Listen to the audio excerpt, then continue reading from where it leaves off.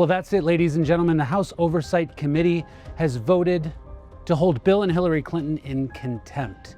In what amounted to relatively contentious hearings recently, we heard from various members of Congress making excuses for the Clintons. The Clintons claimed that they were willing to do the testimony in New York behind closed doors. Certainly not something that most people are granted when they're given a subpoena. The Clintons argued that they should be able to put information forward to the American people in writing at the time of their choosing, not under oath, something that is also not granted. Democrats in the House continued to provide stall tactics on behalf of the Clintons to make excuses for what amounted to flagrant conduct.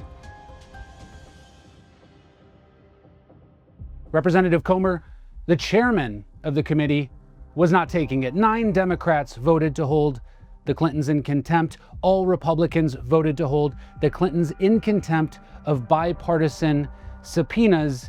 And even Rashida Tlaib voted to hold them in contempt, but she also wanted to hold every single other person in contempt. One attempt, a late-breaking attempt by some of the Democrats, including Ranking Member Garcia, was an attempt to try to modify the subpoena to a civil subpoena.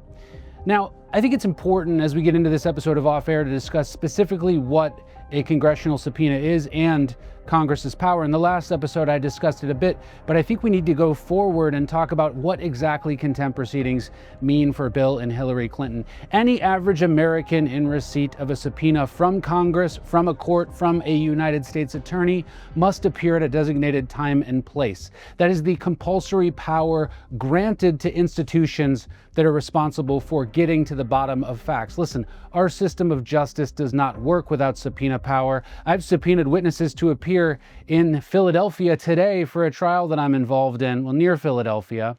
And this is part of not only a defendant's right to be able to get at the truth, the information that's necessary, but it's also part of the government's right to do so as well. And if we want to say that there's no kings, we want to say that nobody's above the law, then that means subpoena power needs to apply to the most powerful, and it needs to apply to the least powerful equally. When Bill and Hillary Clinton say, despite their personal relationship with Jeffrey Epstein, that they want to do this discussion behind closed doors, that they don't want to answer questions under oath, that they don't want a transcriptionist present, what they're effectively saying is we want to escape the power of the fact-finding mission, and that's not what the American people want. Now, my beef in this case is literally with both sides. Here's the problem that we have. Most people are using these so-called victims as a method at getting at the information that they seek related to Jeffrey Epstein.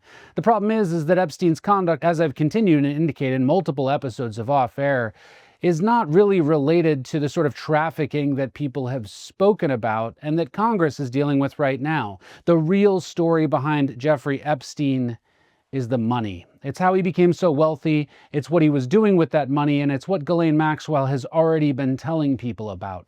Jeffrey Epstein was the godfather of nonprofit fraud, something the Clintons bought hook, line, and sinker back in the 90s. That's one of the reasons that Jeffrey Epstein spent so much time with Bill Clinton. That's why he visited the White House 13 times. And that's why he was one of the founders of the Clinton Foundation. And that's the one thing that the Clintons are very worried about if they have to sit down and answer questions related to Jeffrey Epstein. Under oath, the Clintons are going to have to talk about the Clinton Foundation. Under oath, they're going to have to talk about how Jeffrey Epstein started the Clinton Foundation. They're going to have to talk about the nonprofit fraud that they engaged in with the Clinton Foundation. And they're going to have to talk about all the favors that they garnered in exchange for donations to the Clinton Foundation.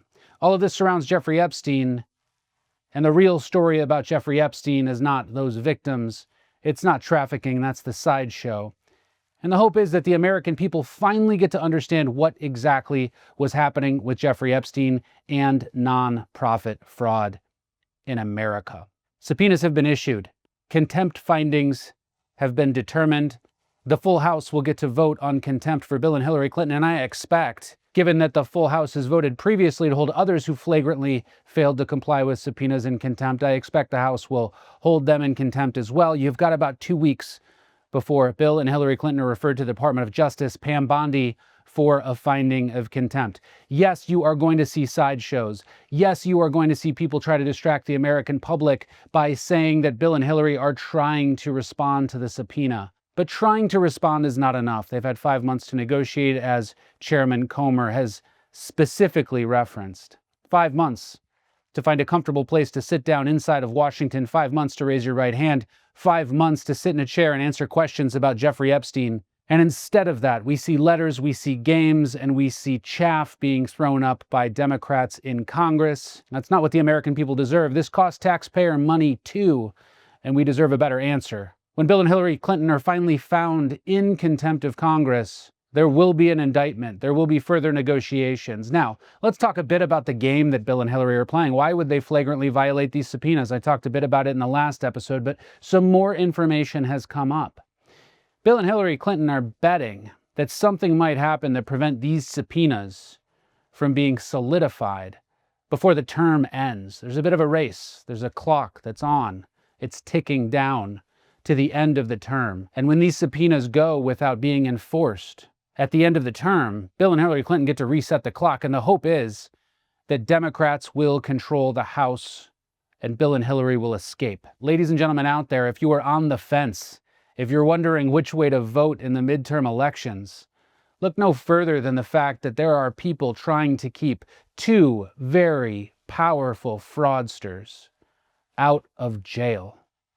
And they're hoping that the midterm elections will go one way in order to allow that to happen.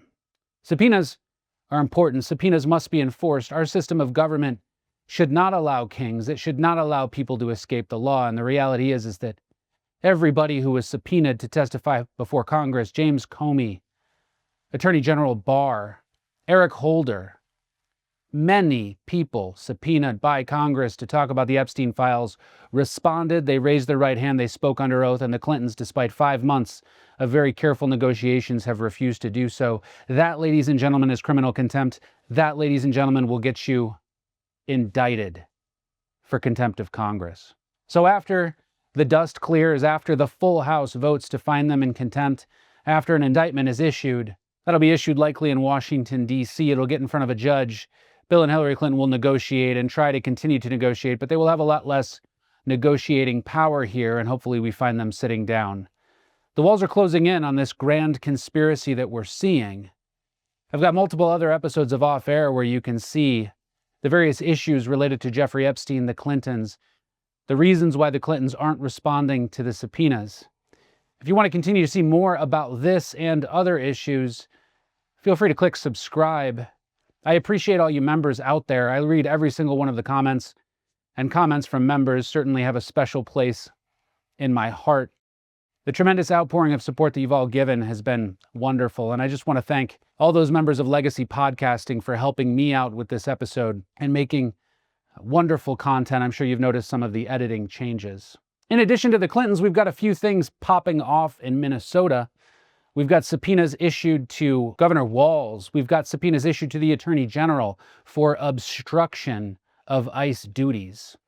Obstructing justice, preventing ICE from doing their job, allowing illegal immigrants, illegal aliens from being captured. Some of them committed heinous crimes, or at least are accused of that. We saw Donald Trump stand before the American people during a press conference and show picture after picture of folks who are alleged to have done things that are very terrible. And all ICE is doing is trying to hold them to justice. Instead, what we're seeing is targeted attacks. We're seeing rhetoric. We're seeing police fail to respond. We're seeing a lack of effort in helping ICE carry out their mission, but also obstruction.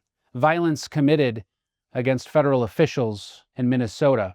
Pam Bondi's going to get to the bottom of it. She's going to get to the bottom of it in a real way. Subpoenas have been issued. Likely there will be testimony. There will be requests for records. Soon, I imagine, you will see a referral and potentially an indictment against Governor Tim Walz for obstruction of justice, very similar to what we saw during January 6th related to Donald Trump. That story is going to pop off, I think, pretty quickly. We're going to see the Clinton track and the Minnesota track occur very rapidly. Those are the two big cases I'm watching. Stay close to Off Air so that you can catch every detail. Make sure you click like, subscribe, hit that bell notification so that you get notified of every single episode when it comes out. And personally, If you do that, I appreciate it because I immediately get to see your comments and your support for every episode. That helps me make wonderful content. Stay safe. Have a great week. I'm Ron Chapman. This is Off Air.